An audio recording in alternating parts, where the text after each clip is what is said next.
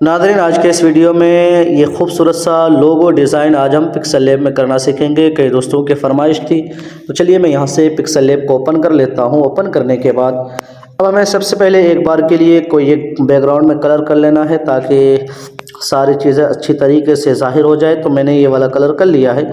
उसके बाद यहाँ से पेंसिल वाले ऑप्शन पे आके यहाँ से एडिट में आकर यहाँ पर मैं कोई भी दो वर्ड लिख लेता हूँ। आप कोई सा भी दो वर्ड जिसके नाम से बना रहे हो वो वर्ड लिख सकते हैं। तो मैं यहाँ से लिख देता हूँ ZW। उसके बाद यहाँ डबल टी वाला ऑप्शन है, इसके ज़रिए आकर मैं इसको दोनों को कैपिटल में कर लेता हूँ। उसके बाद यहाँ से मैं कर देता हूँ ओके। ओके करने के बाद अब जो है यहाँ से मैं कलर में आ जाना है। कलर में आने के बाद यहाँ से मैं कर देता हूँ इसका कलर वाइट। ओके कर देता हूँ। उसके बाद यहाँ से आ जाता हूँ फ़ॉन्ट में और कोई एक बढ़िया सा फ़ॉन्ट ले लेता हूँ। तो मैंने ये वाला फ़ॉन्ट ले लिया है। उसके बाद यहाँ से कर देता हूँ ओके। ओके करने के बाद अब हमें आना है यहाँ से स्ट्रोक में, ये वाला स्ट्रोक वाला ऑप्शन है, इसे इनेबल कर देता हूँ। और यहाँ से जो है मैं ले लेता हूँ ब्लैक कलर स्ट्रोक का। उसके बाद इसको मैं बढ़ा देता हूँ, यहाँ से मैं कर देता हूँ इसे 35 कर दिया। ओके कर देता हूँ। ओके करने के बाद अब मैं इसको बड़ा कर लेता हूँ। थोड़ा सा बड़ा करने के बाद अब ये दोनों वर्ड के दरमियान जो थोड़ी सी जगह खाली रखनी है हमें, तो उसके लिए यहाँ से स्पेसिंग वाला ऑप्शन है और इसके ज़रिए मैं थोड़ा सा दूर कर देता हूँ। मैंने 5 पॉइंट कर दिया। उसके बाद ओके कर देता हूँ। उसके बाद यहाँ से ग्रिड को ओपन करके यहाँ से यू को दबाकर इसे मैं कर लेता हूँ सेंटर। जी हाँ, इस तरीके से सेंटर कर लिया। उसके बाद इसे मैं कर देता हूँ एक बार के लिए लॉक। उसके बाद यहाँ से बीच वाले ऑप्शन पे टच करके यहाँ से शेप्स में और यहाँ से एक गोल शेप ले लेता हूँ। नीचे आकर इसकी ओपेसिटी ख़त्म कर देता हूँ और नीचे आकर इसके स्ट्रोक को मैं यहाँ से कर देता हूँ 25 और इसको बड़ा कर लेता हूँ कुछ इस तरीके से। जी हाँ, बड़ा करने के बाद ग्रिड को ओपन करके इसको मैं यहाँ से कर लेता हूँ सेंटर।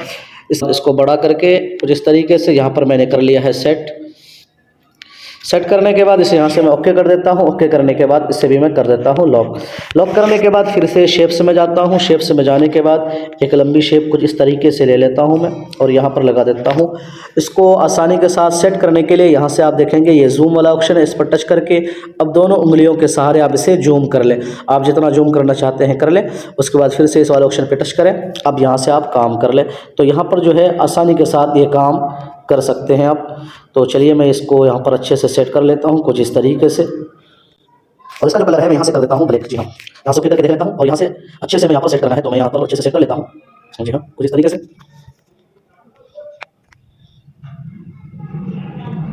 यहाँ पर मैंने इसको सेट कर लिया। सेट करने के बाद अब जूम वाले ऑप्शन पे टच कर देता हूँ। उसके बाद इस तरफ आ जाता हूँ। इस तरफ आने के बाद अब यहाँ से फिर से जूम वाले ऑप्शन पे टच करके उसके बाद फिर से यहाँ लेयर वाले ऑप्शन पे टच करके इसको सेलेक्ट करके यहाँ से कॉपी कर लेता हूँ। कॉपी करने के बाद इसको मैं यहाँ पर सेट कर देता हूँ। जी हाँ,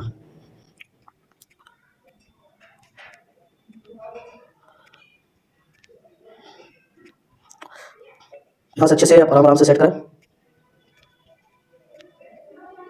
जो यहाँ पर सेट हो गया। सेट होने के बाद फिर से शेप्स में जाता हूँ और यहाँ से एक शेप और ले लेता हूँ कुछ इस तरीके से। लेने के बाद इसको मैं यहाँ पर सेट कर देता हूँ। जी ओके कर देता हूँ और यहाँ पर आप अच्छे से सेट कर लें और इसका जो कलर है वाइट रखना है। जी हाँ, यहाँ पर ले लिया। उसके बाद फिर से जूम वाले ऑप्शन पे जाता हूँ। उसके बाद यहाँ आ जाता हूँ इस तरफ और फिर से लेयर में जाकर इसको सेलेक्ट करके इसी की यहाँ से कॉपी ले लेता हूँ और इसको मैं यहाँ पर लगा देता हूँ। यहाँ पर देखें अच्छे से लगा। यहाँ पर आपको अच्छे से सेटिंग करना है तो यहाँ पर मैं सेटिंग कर लेता हूँ। जी हाँ, कुछ इस तरीके से हमने इसको सेटिंग कर लिया है। उसके बाद फिर से शेप्स में जाता हूँ और यहाँ पर एक शेप लूँगा मैं यहाँ से गोल बिल्कुल सर्कल वाली। उसके बाद इसका जो कलर है मैं यहाँ से कर देता हूँ ब्लैक। जी हाँ, उसके बाद यहाँ से छोटा करके मैं इसको यहाँ पर सेट कर लेता हूँ।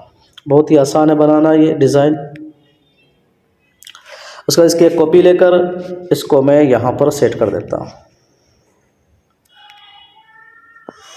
उसके बाद यहाँ से जूम वाले ऑप्शन पे आके मैं इस तरफ आ जाता हूँ। इस तरफ आने के बाद फिर से लेयर में जाकर इसको सेलेक्ट करके इसकी एक कॉपी ले लेता हूँ और इसको उठाकर मैं यहाँ पर ले आता हूँ। उसके बाद फिर से इसकी एक कॉपी लेकर इसको मैं यहाँ पर सेट कर देता हूँ कुछ इस तरीके से। आप अच्छे से करें, आराम से करें।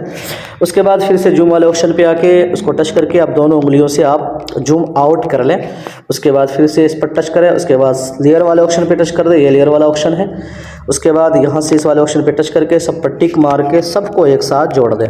तो मैं सब पर टिक मार देता हूँ। उसके बाद इस वाले ऑप्शन पे टच करके यहाँ से ओके कर दें तो ये एक साथ जुड़ गया। जुड़ने के बाद अब हमें जाना है यहाँ से इरेज कलर वाला ऑप्शन है ये वाला। इस पर आने के बाद इसे इनेबल कर देता हूँ।